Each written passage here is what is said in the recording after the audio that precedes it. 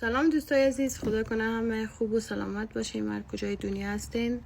من آمدم یک ویدیو درست کنم، گپ بزنم به خاطر از اینکه دیروز یک ویدیو تبلیغات درست کردم بین بعضی از هموطنانم سوء تفاهم پیش آمده به یک کلمه خیلی کوچکه که او آمد جلوتر درست شده بود، اصلا به این فکر نشدم، اصلا نفهمیدم که باید نمیگفتم. اوکی، ولی اگر کسی که به دل رسیده که فکر کرده به خاطر من بگم فارسی زبان یا پشتون یا گپار بیارم، من از پیش معذرت خواهی میکنم.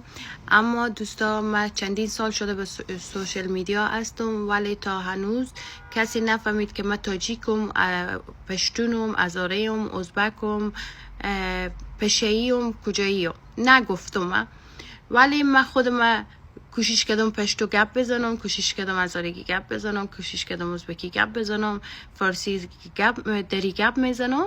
باز فارسی گفتم مال نه مر بمبار نکنیم، ولی خواهشانن کسی که میخواد یک کار شروع کنه، یک بزنس شروع کنه، یک پیشرفت کنه، به خاطر یک کلمه خوردی نفاق اندازی نکنین، کاری خراب نکنین.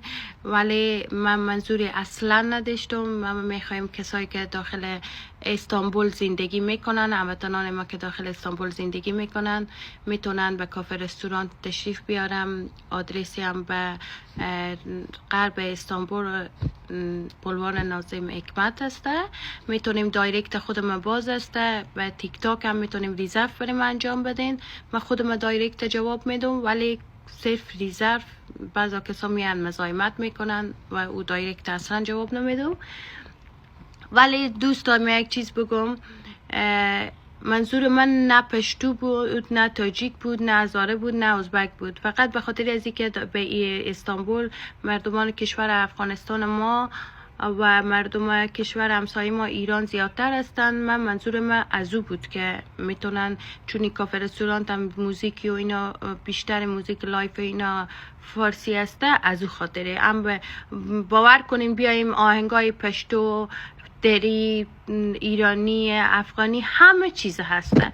خب هم با پرسونل خیلی خوب، هم جای خیلی آروم، میتونیم با فامیلا تشریف بیایم لذت ببرین.